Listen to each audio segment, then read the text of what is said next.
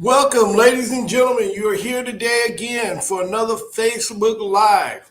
We are so excited that you're here today. Once again, I always say thank you for allowing me to come in to your home, talking about generational wealth. Once again, I always say, ladies and gentlemen, we have to bet on ourselves. The cavalry is not coming.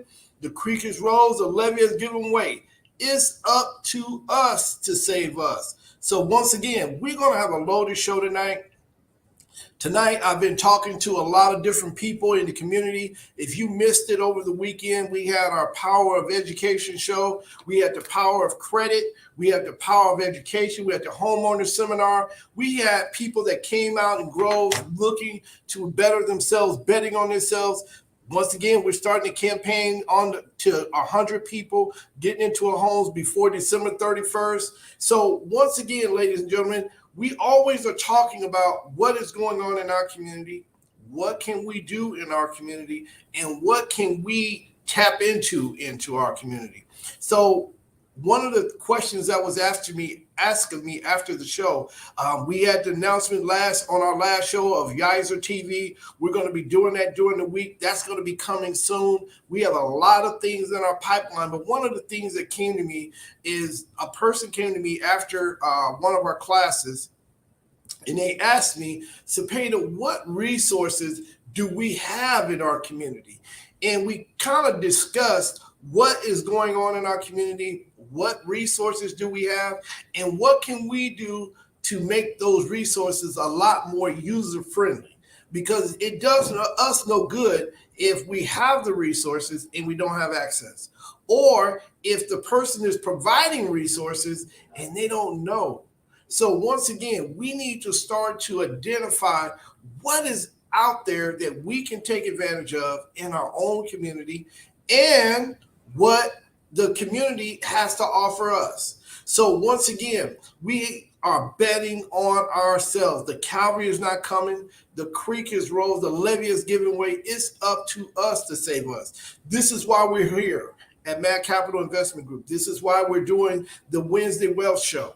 We want to provide as much opportunity and as much information to individuals that don't have access. The only thing you got to do is log in, tell the people who you are, and just watch the show. Get your kids together, watch the show. We talk about credit. We talk about home ownership. We're talking about businesses in our community. We talked about employment opportunities in our community. We talked about health. We talked about the doctors. We talked about banking. We talked about all those things that we traditionally used to talk about when we were growing up. See, when I was growing up, we would sit around the table and we would have discussions, or we would sit around the football game, or we would sit around at Thanksgiving time, and we would share stories about our community, about what we were doing.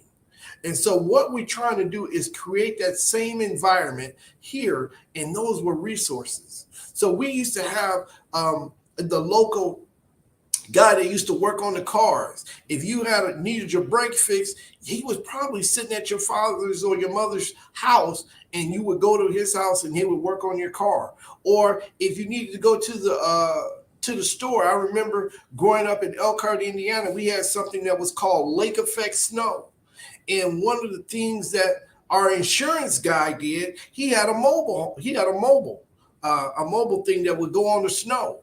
And when we had our blizzard, one of the things that he did, he drove to each one of our houses and drove back and forth to the store. And that was his business. Neither did we know that that was a legitimate business, but that's what he did for the community. But he was also our insurance agent. So these are the type of things that the show wants to create, to where we have resources in our community. And so one of the things they said, Cepeda, could you just break it down for us? Break it down and give me a couple of things. And I said, better yet, I'm going to make it a whole show this coming Wednesday. Tap in so you can see what we have to offer. And you can get my views on what I think is important in our community and what should we be focused on. So many times we focus on who's killing who, or who didn't created this crime, or who didn't did this and who didn't did that, but we don't never take our time to focus in on the things that we should be focused on. So tonight, I'm going to give you about 5 or 6 things in our community that you should be talking to you, your family, your friends, your uncles, all the people that you are surrounded by. These are some of the things that you should talk to, and these are some of the resources that you have. Tap in, leave some comments, ask questions.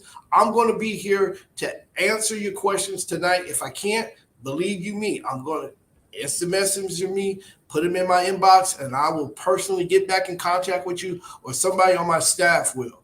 But once again, ladies and gentlemen, we have to start to pay attention to our environment. With everything that's going on around us, we must begin to pay attention. Yes, we're going to go into the holidays, and you know, Mad Capital, we're going to have that section where we're going to talk about eating habits, we're going to talk about spending habits, and we're going to talk about business. But we also need to talk about what does our community have for us. So the first thing that we're going to talk about is this is the number that you can text me, inbox me, anything that you want to do to contact me. We're not running, we're not hiding. We want to be transparent and accessible to the community that we serve. See, a lot of times when we get on Facebook, we hide. A lot of people say we hide behind Facebook or we hide behind social media. That's not what we want to do. We want to have social media to be able to where we can be transparent with you.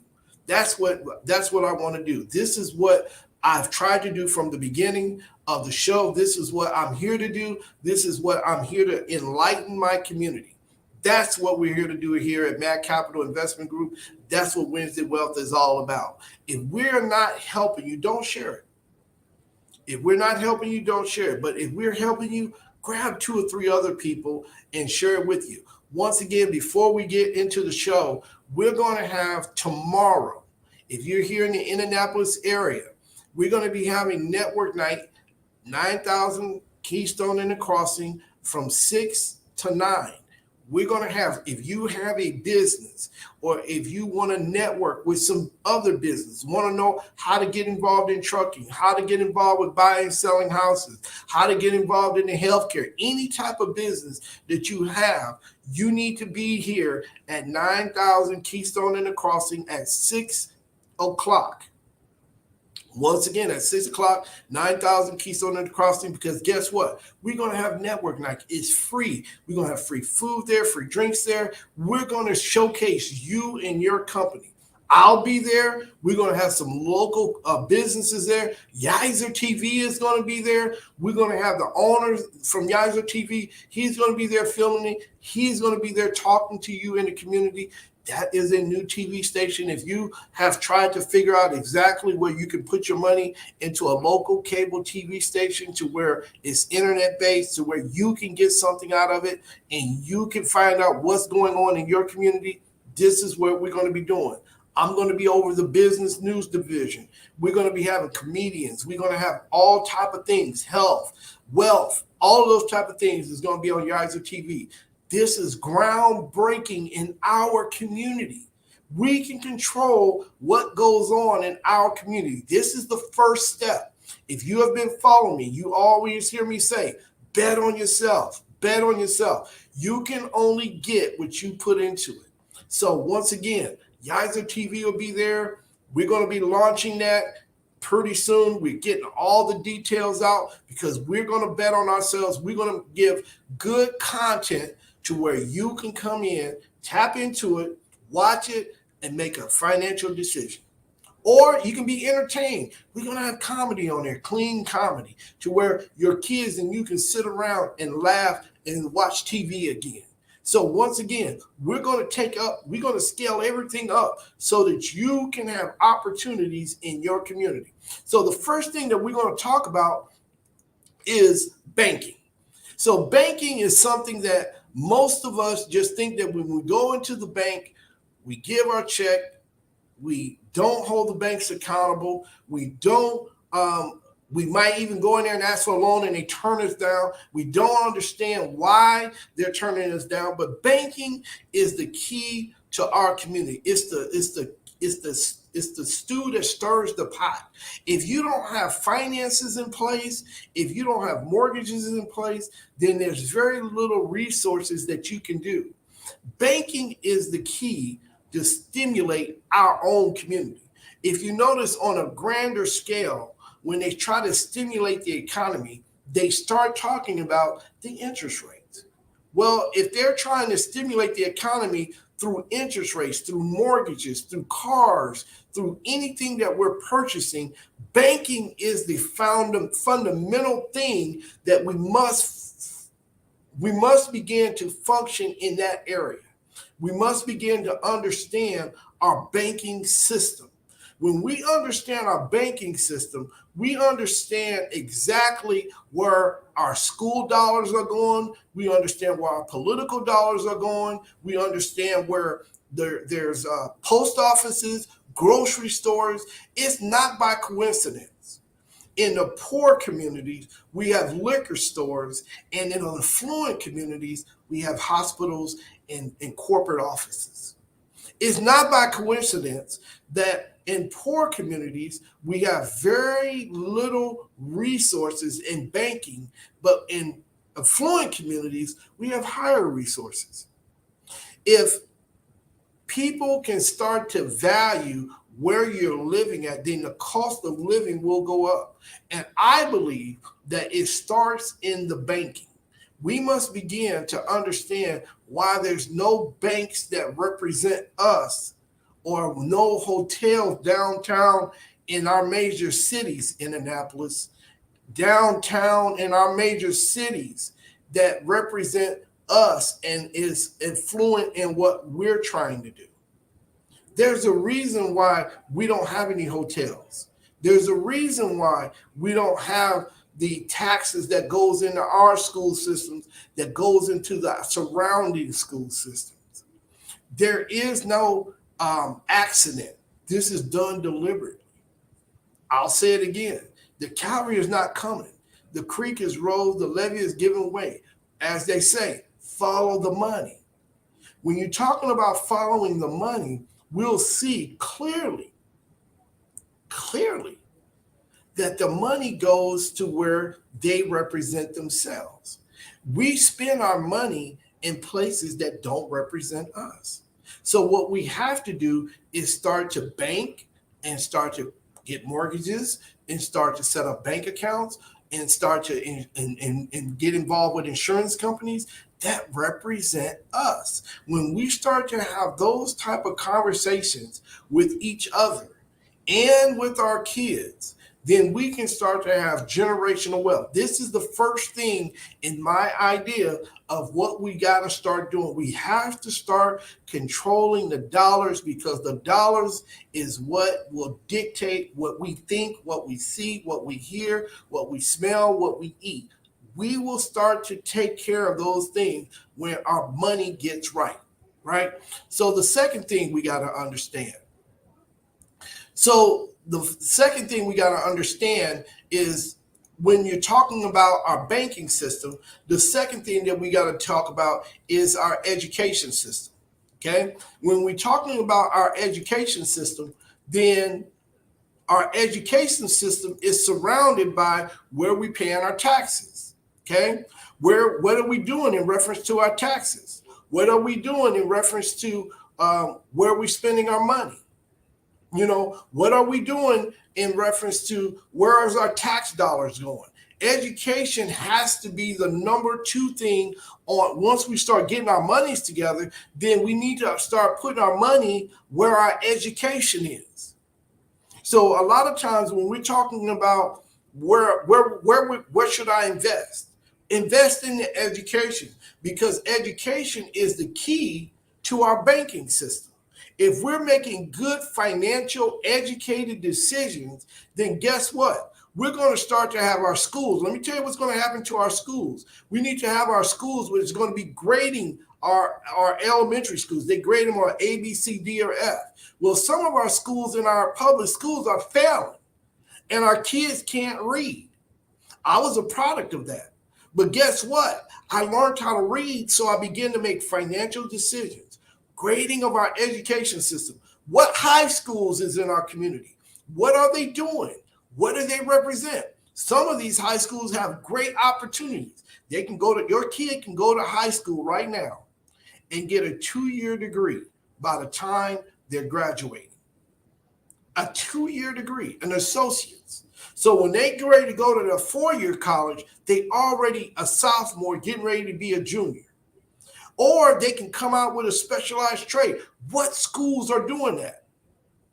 Martin University is a great school in our community. I didn't go to Martin. I didn't even know nothing about Martin University. I'm from Elkhart, Indiana. I didn't know nothing about Martin University. Martin University is a great school to go to if you're here locally. Indiana State was a great school where we could went to. That's where I went to school. And there's other schools out here: IU Bloomington, Butler, Purdue, Notre Dame, IUPUI, Valparaiso, Anderson University, Ball State. All of those schools, if I miss some, I'm sorry. But all of those schools are great schools, but you got to figure out where we're spending our dollars. If those schools are not recruiting our kids, then guess what? We can't support those schools. It's that simple. We need to have action plans in place to where we have people that sit on the school board and that sit in these high positions that we're watching. We're spending our money in our banks. We're getting our loans. We're living in these communities. And we also are educated in our own community. Our kids, I remember when I was going to school, my principal knew my parents. They lived in the same community. My cousin, his mother was a teacher. So we raised our children. I raised my children around people that went to Indiana State University. They knew my children. So when my daughters cut up, they called me directly. It wasn't, well, I got to go through the school. They called me directly. Hey, this person ain't your daughter, or your child is not performing, and this is a problem. Get it right. And I didn't side with my kid and be like, well, they're just trying to pick on my kid. No, we got to get back to raising our own kids. You know, so many times we talk about what is not happening in our community and what's bad in our community, but let's talk about what's good. Okay, I think we have a great opportunity to speak to our youth. Our youth are the most educated kids ever during the time. They can get on tablets. They understand time. They understand Facebook. They understand social time. They understand multimedia. All of these things our kids have access to. So we must begin to have conversations with our kids about generational wealth. We must understand that we can no longer sit around and expect, yes, right, Alicia, she's talking about that. We must begin to talk about generational wealth. What are some of the things that we can talk about with generational wealth? Is making sure that our kids have access to the proper information.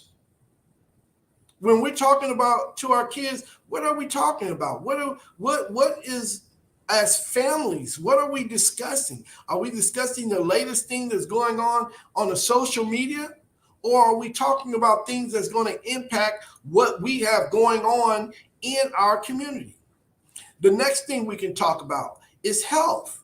The third thing we're going to talk about is health. When you're talking about health, we must begin to talk about our food. You know, I'm starting to not eat as much meat. Now, that's not what everybody's going to do, but I began to not eat as much meat because I was introduced to a vegan lifestyle. And I didn't understand. It took me almost 45, 50 years before I understood about vegan. What does that represent? You know, I've heard people talk about that meat is not something that we normally consume, but I never knew it. Now we're hitting this health kick, and we got to understand that our diet is a direct reflection of where we're spending our money. If you want to eat a certain type of food, we have to now start spending our money where we're eating our food. It might be a little bit more extra.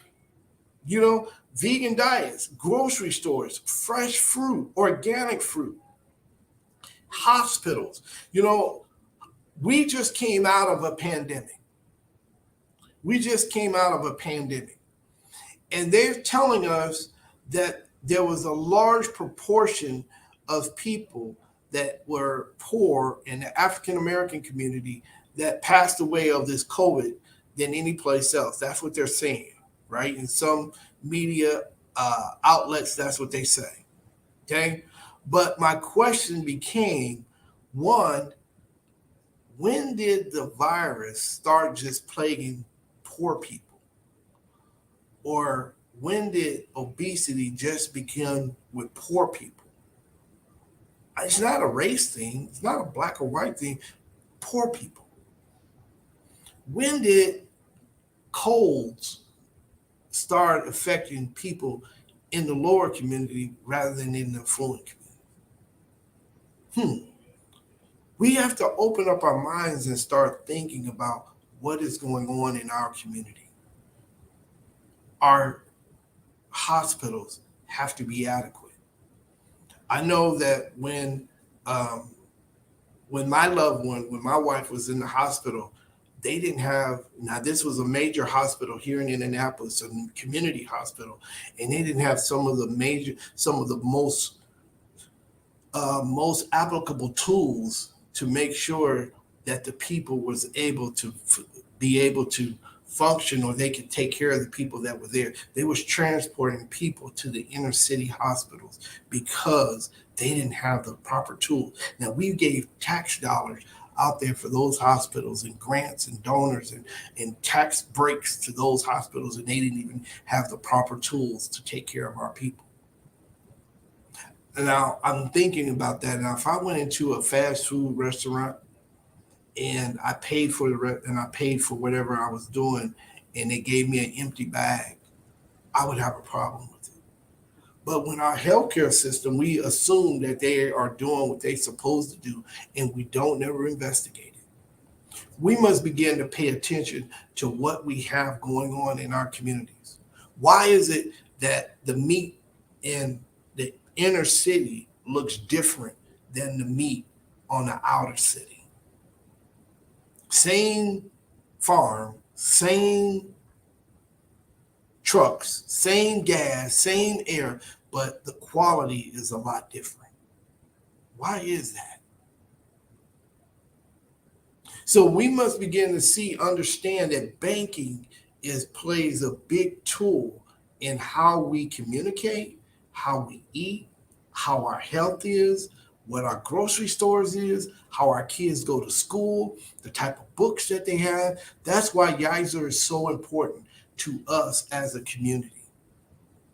We must begin to spend our dollars with educational tools that's going to educate us on how we can impact our own community, how we can communicate, how we interact in our own community, in our healthcare, in our food. What type of foods that make my body respond well? So they say that, hey, different people body responds to different foods differently. So if I know this, then why is it that I cannot have access to the proper food that's going to help me live a lot longer? We must begin to understand that when we start having our own hospitals, we need to understand that we need to have doctors that look like us, act like us. Our kids need to become doctors.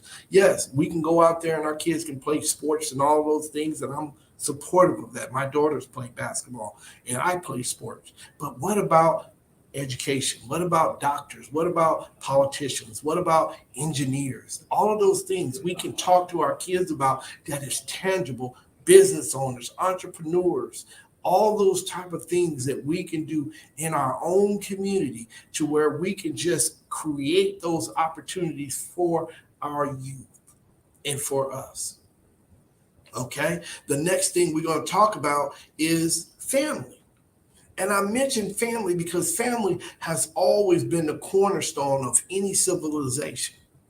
When you have a healthy, strong family, then you have a healthy, strong economy.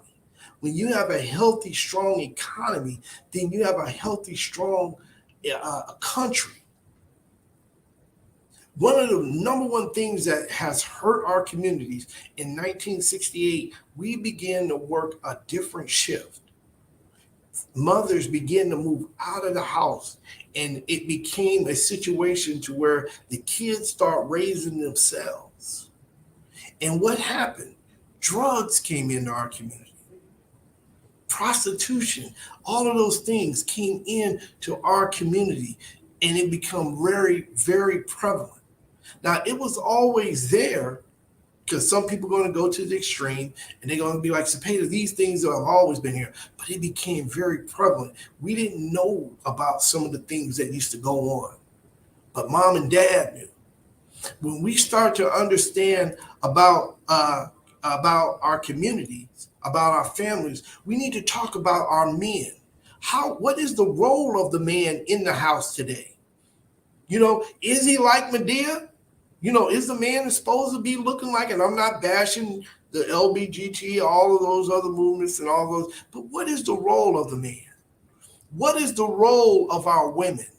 What is the role of our children? What is the role of our uncles and our aunts? I remember when I was growing up, I used to have an aunt called Aunt Juanita. And Aunt Juanita, she stayed in Chicago. When we went there, she always had us going to church. Aunt Juanita did. But we had another uncle, Uncle Tumpy. That was her husband. Uncle Tumpy was always working on a car. We've gotten away from that. What about our brothers? Our brothers, brother so-and-so, we have brothers. And I can only speak for me. I know my brothers, I was raised with some of my uncles, but my natural brother, his name was Lamont. I remember when I was in high school, I was a freshman. I think he was a junior. And he had a car. And so I would have to go to school with him every day. He would drive up, pick me up. Hey, it's time to go.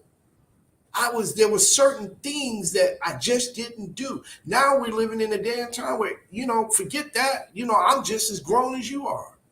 We have respect for people that were older than us. Our aunts, our uncles, our brothers, our sisters. What is our role of our sisters?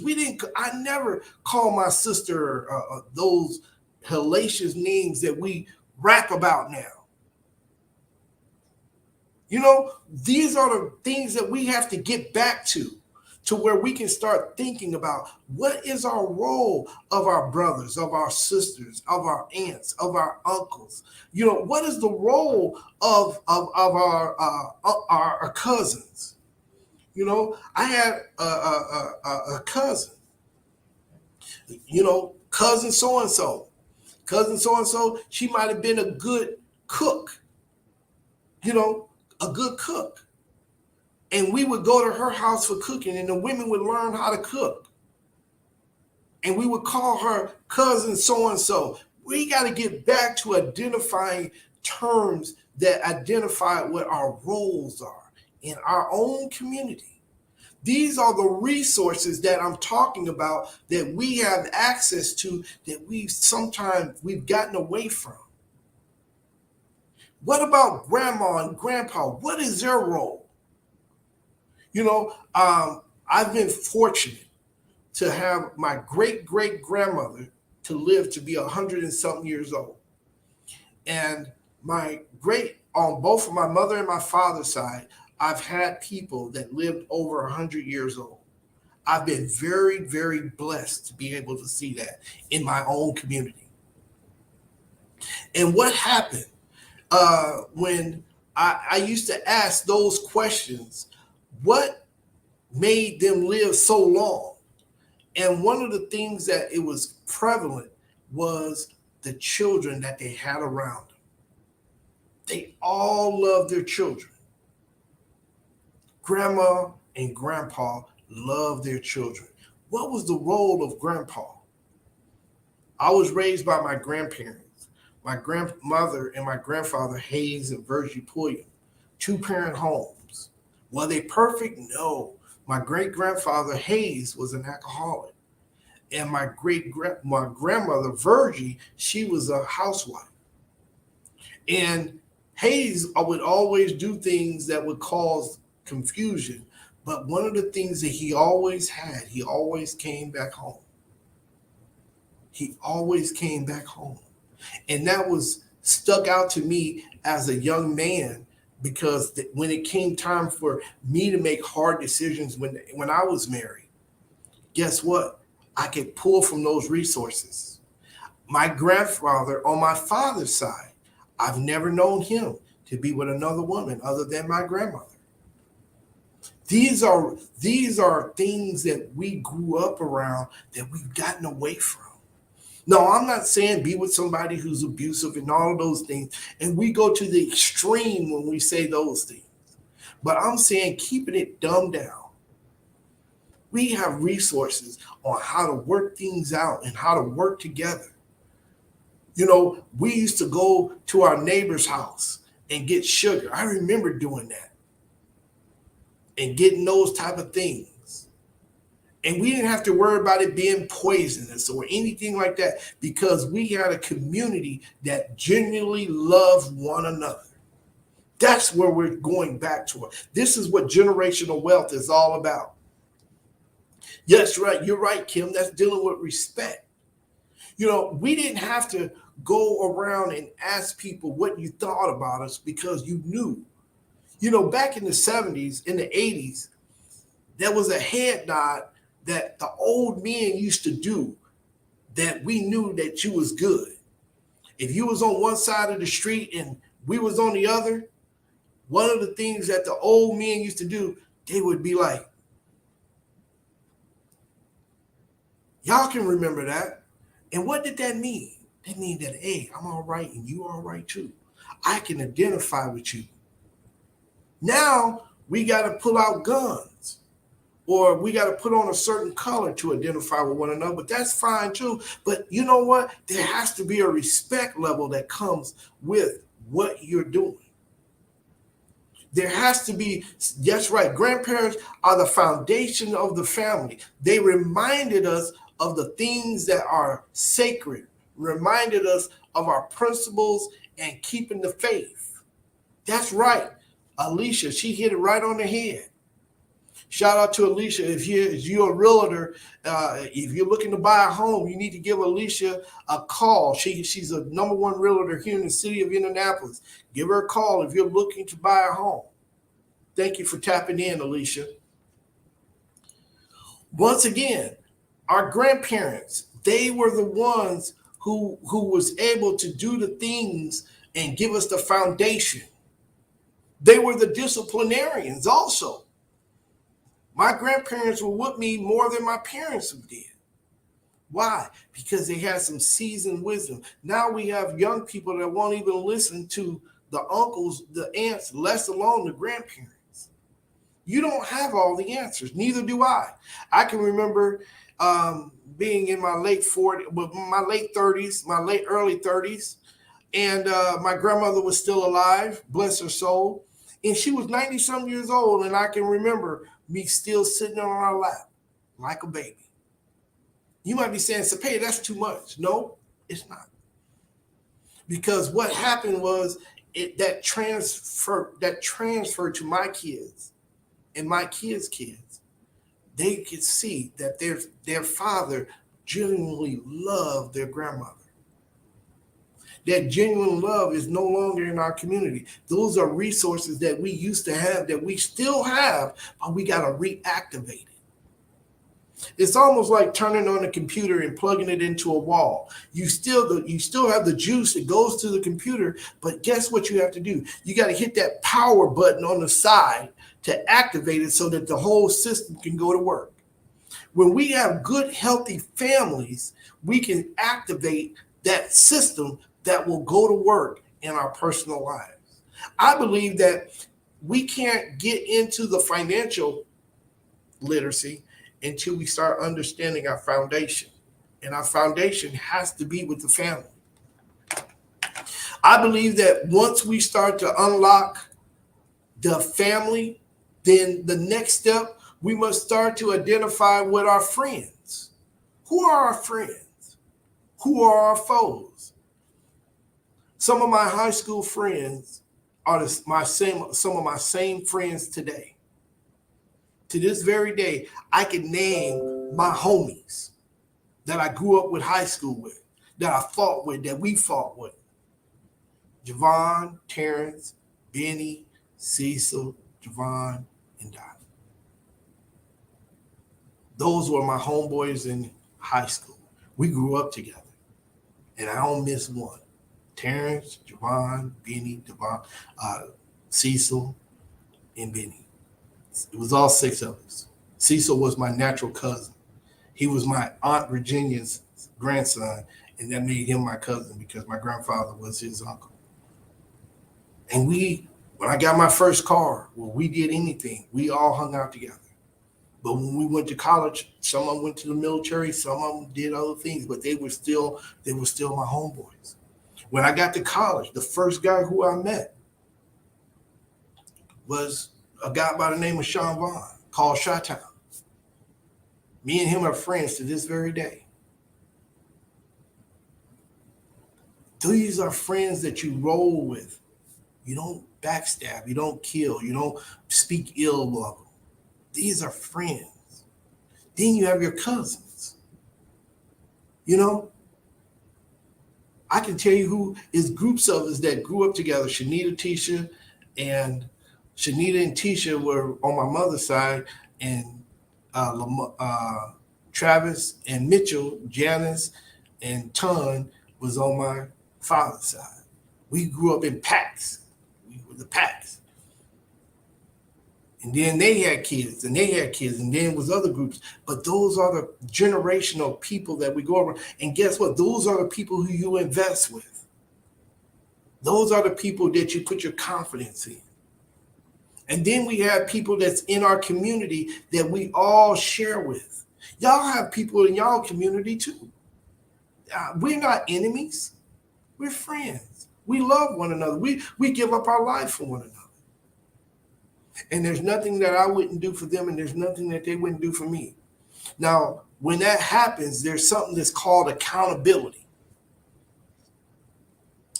Now, this accountability is not just holding somebody accountable, being a man of your word. That's not what we're talking about. What we're talking about tonight is the cavalry is not coming. The creek is rose and the levee is given way. What resources do we have in our own community? So what resources do we have in our own community?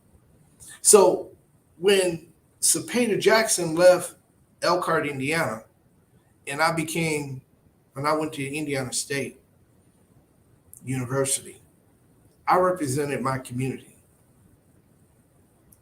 Young men, young women, you represent your community. You represent us. You are the representation of us. This is what generational wealth is. This is what success looks like. It's not what you wear on your clothes. It's not how many houses you have or how many cars you have, how many women you have or how many men you have, who's going to the bank or who's not going to the bank. It's about what do you stand on? What is your foundation? What type of principles do you have as an individual? A lot of times we make decisions based on what we think is good for us. But what about making a decision that's good for your community? I often tell my children, think about how you want to be treated and treat the next person like that. I believe that when we start to understand that, then we can start to have better banks. We can start to have better hospitals. We're going to start to have better schools. We're going to start to have better families. We start going to have better friendships, and all the killing that we see today will start to subside, because guess what? I don't see them as my enemy. I see them as my brother, because I come from a background that they come from. That's why you don't see killings out there in our community, out there in their community.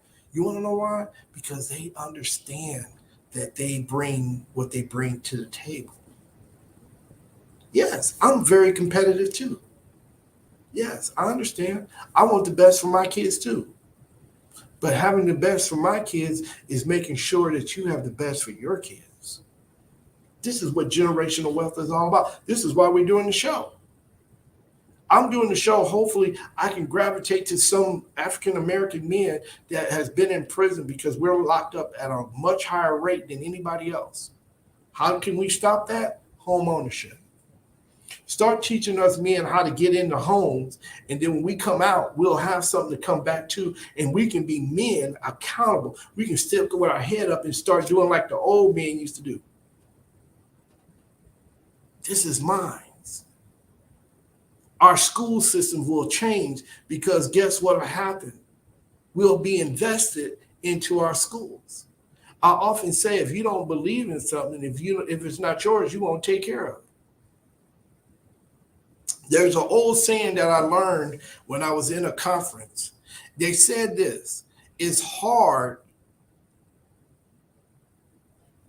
to follow the truth when you have a liar that's writing a check. It's hard to follow the truth when you have a liar that's writing a check.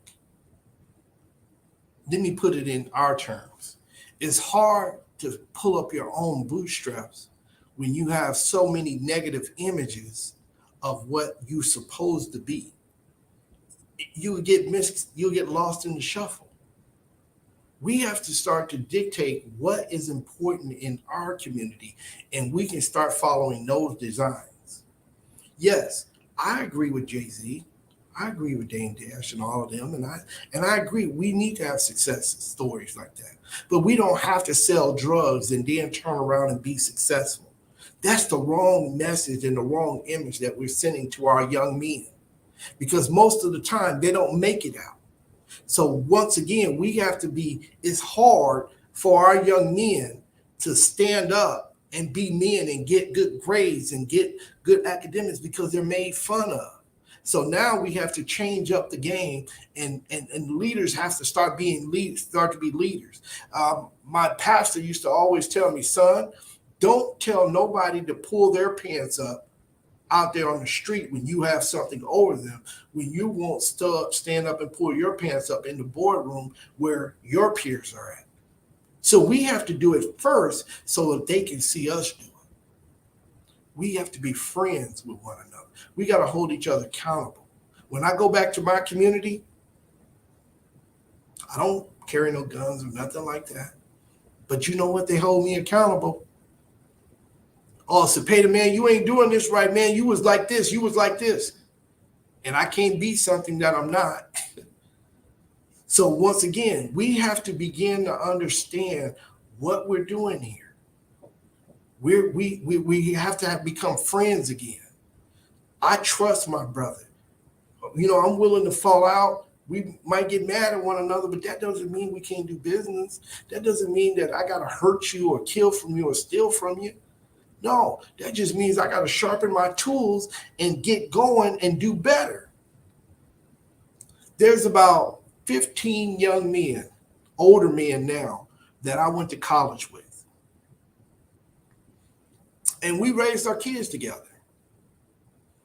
And I'm proud to say that a lot of us men that went to Indiana State University are married to one woman. Not saying that we were perfect. Married to one woman.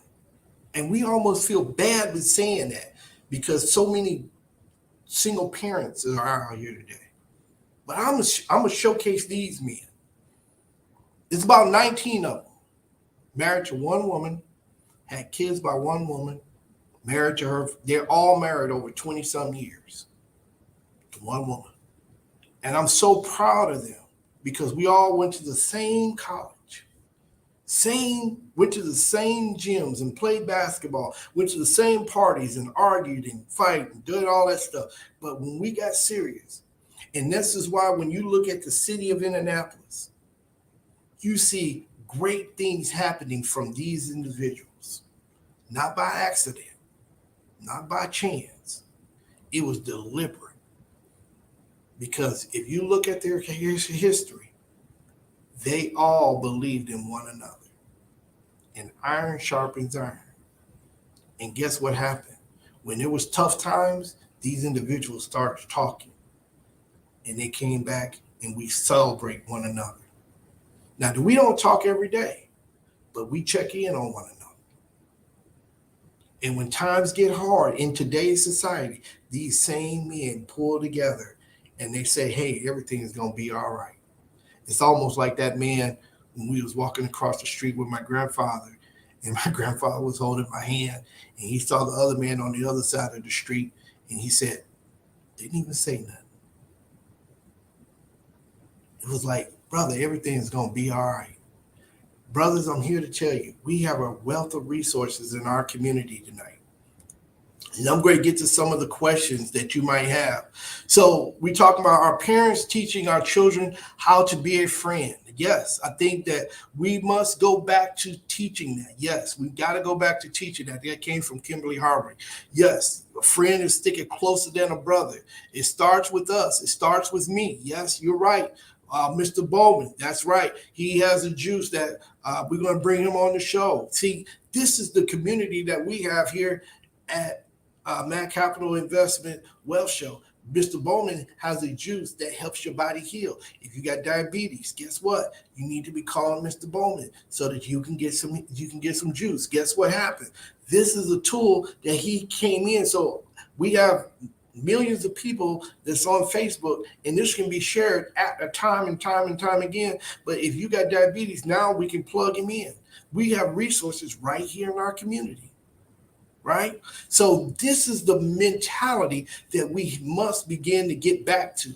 How do we do it? How can we start to trust one another again? I say put our money where our mouth is. Start talking about the banking system and start talking about where we spend our dollars.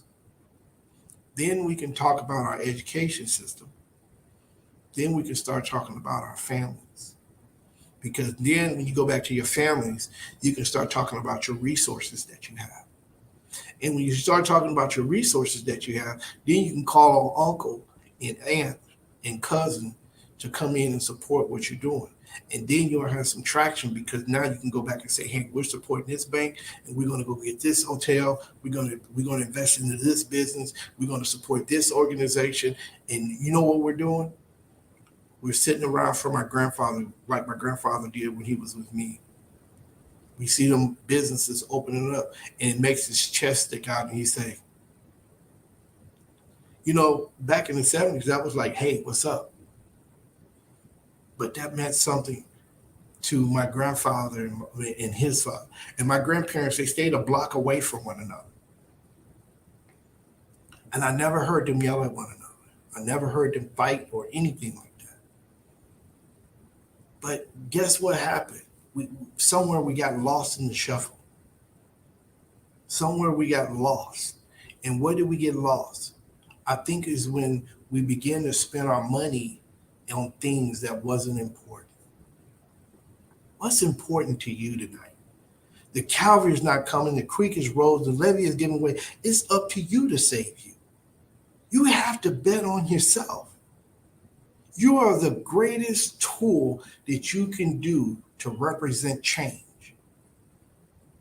You can't believe in nothing else but you. The man in the mirror. Michael Jackson said, I got to start with the man in the mirror. I got to ask him to change his ways. Me and my daughter was having a conversation today, and she said something that was profound. She said something to me that I was like, well, I have to think about this one. But what she said to me, we was talking about the company. And she said, Dad, there are things that I'm not going to do that you do. And you got to allow me to do the things that I do because it starts with me. I am the next generation. And I thought about it and I said, no, you're not. And then when I thought about it, once I preparing for the show, I was like, she's right. We have to begin to train our thinking and train our children and train ourselves and rethink ourselves to be preparing for the next generation because that's what's going to last. We're living in the information age now. And the information age says this: what I do today, I can't erase. So my kids and my grandkids and my great grandkids, they're going to be able to turn on YouTube or turn on Facebook and see their grandfather having this conversation with millions of people. And what do you want to say that you're talking about? Are you going to say that you're talking about the latest issues that's dealing with um, the economy? Or will you want to be talking about the social issues that's going on in our community today? Will you want to say, hey, I'm making an impact on what my community is doing? That falls on you. The Calvary is not coming, ladies and gentlemen. The creek is rose and the levee is given way. It's up to us to save us. You know, what about religion? You know, a lot of people say, well, religion ain't got nothing to do with it. I think that it do. If you go back and look at any other culture, their finances is directly attached to what their religion is. Any other culture, you go back and look at the Roman culture, look at their money, it's attached to what their religious beliefs were. Because guess what? Your religious beliefs, it makes you act a certain way. If you don't believe in any religion, you're going to act a certain way. If you're Catholic, you're going to believe a certain way. You're going to believe in the Catholic Church. You're going to believe in the Catholic bank. You're going to believe in the banking system. If you're Jewish, you're going to believe in the Jewish church. You're going to believe in the way that the Jews spend their money. If you're in the African American community, you're going to be mostly concerned about the historically black church, which was a place where people normally invested in. And we got to hold these institutions accountable. Not just because I give my tithes and offerings and those type of things. That's all. That's a conversation for another day. But religion is a platform of your fundamental, who you are, what God you believe in. If you believe in God. But if you do, what is your fundamental belief system? Who are you? What do you represent? Where are you going? How are you here? Why are you here? And I believe once we start answering these questions, then that question that person asked me at the event that we had is, what must I do? First, you got to understand who you are. Then you can ask yourself the hard question. What do I need to do to make an impact in my community? Because guess what? The Calvary is not coming. The creek is rose and the levee is giving way. It's up to us to save us. All the tools are right there in our community. We don't have to go outside. Only thing we have to do is look at the person in the mirror and say, I'm going to make a change. I'm going to do something different. I'm going to bet on myself, and I'm going to be that instrument of change. And guess what?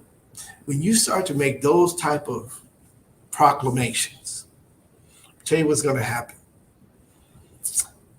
You're looking at a young man who didn't know how to read or write, really. And I made a change to learn how to read. And I had a lot of people betting on me when I didn't bet on myself. I had my mother that was betting on me. I had my grandmother who was betting on me. I had an Aunt Gwen that was betting on me. And my Aunt Gwen, she's kind of unique. Aunt Gwen she's deaf. But Aunt Gwen, I believe that she could talk, because when she gets upset, her words are very clear. And those who know me know what I'm talking about, know her, know what I'm talking about. But my Aunt Gwen was the one who helped raise me. When everybody went to work, I stayed with my Aunt Gwen. Now, tell me this, how can I not know how to read and write, but communicate to a young lady that don't know how to speak? But she taught me how to speak. But guess what? She also taught me very disciplined. She's a very disciplined woman. She drives all around. She's been married twice, but she drives all around the United States, her and her husband, and they both are deaf, and they can get anywhere in the United States. That is motivation for me, being a young man, to be able to say, listen, you can do anything that you set your mind to. You can do anything once you set your mind to it. We can start to have our own banks. We can start to have our own hotels. We can start impacting our own communities. And we can start having our own corrective action for our own kids that is in prison, that's causing this havoc in our communities, that's doing our education system. We can do it ourselves. We can self correct ourselves once we make up our mind. And it all starts with the banks. We can change the way we believe in our religion. We can hold churches accountable. We can hold our religion. See, back in the day, our institutions, our religious institutions, and a lot of people criticize them now, but our religious institutions in the African American community used to be our banks. We used to go to the church to get healed. We used to go to the church to talk to the pastor to what am I going to do? How am I going to function? Where should my kids go to school? It was a resource of people. The educated people went to the church and they would educate our kids. When you went to Sunday school, you would learn how to read and write. And then when you got to the school, it was only an enhancement. But when you went to the church, you learned how to read and write. And they didn't have books. We was in control of our politics. We was in control of our school systems, our grocery stores, and everything around us. We have to get back to that. But we got to make it so it's user-friendly for today. I believe that once we start to do these things, these 6 things, talk to your kids about it. Talk to your uncle about it. Talk to your grandmother about it if she's still alive. Talk to your niece about it. Talk to your cousins about it and see what they say. Don't take my word for it. See what they say. And then make a change. Come back and watch the show again and say, hey, listen, we're going to implement this, this, and this, and this. And then we're going to come back and talk about it. And then we're going to make a change. Brothers and sisters, the cavalry is not coming. I say that again. And it's very simple. The cavalry is not coming. Ain't nobody going to help you help yourself. You have to want it more than what somebody else does. And then secondly of all, you got to make sure that you bet on yourself. That person in the mirror, that person that you see every day, 360 days a week, 360 days in a year, that person that when all else fails and you pick yourself back up, who is that person? That's the person that I'm talking to today. Yes, we all make mistakes. That's given. Mistake is not a mistake unless you quit trying. Everybody's going to fall, but what are you going to do to get back up? I have a grandson. His name is Kyrie. Kyrie falls down when he was learning how to walk. He fell down many a time. But one of the things that he did is he kept getting back up because he saw his pawpaw get up. He believed that he can do what his pawpaw do, and that's me. But guess what? If you don't have those examples, look at the show. The show has been a success. We've evolved. If you're looking to buy a home, give us a call. If you're looking to get out of financial trouble, give us a call. We have the resources. If you're trying to better yourself, bet on yourself, along with better yourself, give us a call. We can help you. Once again, ladies and gentlemen, I thank you for allowing me to come into your home. Next week, we're going to have the president of Yizer TV here on the show. I have been promoting. I am so glad that we have connected. I'm so glad that we are on the same page. I'm so glad that we're going to have a TV show in our community that's going to impact, that represents what we're talking about. I am glad of that. We're going to have the president of Yizer right here on our show next week. And we got some politics that's coming up, and we're going to have some of those politicians come on this show. And if they don't come, I'm going to let you know the ones that don't come. But we're going to have some politics that's going to come on our show so we can start to impact the people that are running for offices on our show so that we can go out and support them. Guess what? Power in numbers, right? So we got to know what uncle is running for political office. or what brother is running for a political office, or what father or mother or aunt is running for a political office, so that we can get behind them and support them. You notice I didn't call them a politician. I said that they're going to run for a political office that represent us. And we want our people to be in office that represents us. That's how we win. That's how we make a comeback. You know, I often say the cavalry's not coming, right?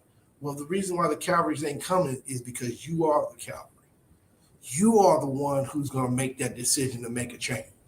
Look at the person in the mirror. Thank you for coming out. Thank you for supporting. I got a couple of more seconds here.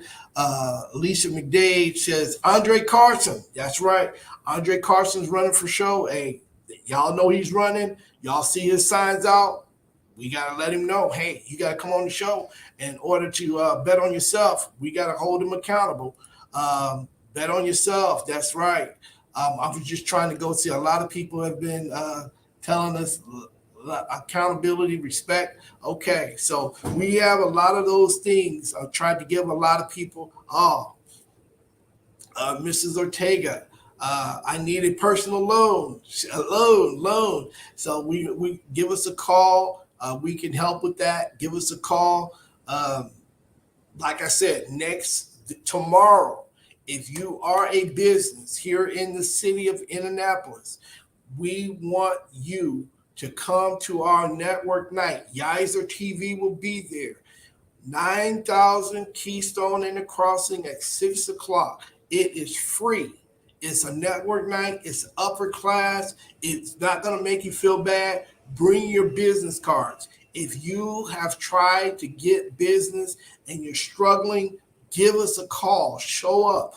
Pull me aside when you get there and say, hey, Mr. Jackson, I heard about your show. I watched you on your show. My business is such and such and such. I need help. Your big brother, I'm going to be your big brother. I'm going to introduce you to other people. I'm going to talk about your business. I'm going to promote you. Okay? And then I might even bring you on the show to help you get some more business. So it's on you to save you. If you believe in your business, give me a shot to help you. That's what I want you to do. Give me a shot to help you. Once again, the cavalry's not coming. The creek is rose. The levee is giving way. It's up to us to save us. We got to start betting on ourselves. Ladies and gentlemen, you have seen me come from the very beginning, from the first day 2 years ago to now. We've went from just barely platforming it to now we're doing it every week. We're streamlining it. We're talking about relevant topics. We have more than 200 people that watch the show or view the show, after hours viewers. That's not what we're about. But guess what? We can evaluate where we're at. And guess what we have done? We have transitioned from just being on Facebook. Then we went to Facebook and YouTube. Then we got Facebook, YouTube, and another Facebook. Now we're going on Yizer TV. We're going to impact our community one step at a time, 1 foot at a time. We're going to keep standing. We're not going anywhere. We're going to keep growing organically. We're going to tell one person at a time. We're going to keep impacting our community. Okay? Once again, if you're looking to buy a home, give us a call. If you have a business and you're looking to get more business, it is a must that you be there tomorrow at 9,000 Keystone in the Crossing at 6 o'clock. We're going to have network night. It's going to be nice music there. There's no violence there. It's going to be upscale. It's to help you grow your business. It's not for me. It's free. It's for you to help grow your business. Okay? This is something as a give back to our community. Next week, we're going to have Yizer TV president right here on this show. We're going to have him right here. He's going to be here on this show. So once again, ladies and gentlemen, I'm excited about what we're doing to impact our community. Thank you for allowing me to come into your home. Thank you for allowing me to just impact a small portion and allow me to stick out my chest and say, The cavalry is not coming. The creek is rose. The levee is giving way. It's up to you to save you. You must bet on yourself. Once again, ladies and gentlemen, good night. Till next Wednesday at 6:00. Keep betting on yourself. Thank you.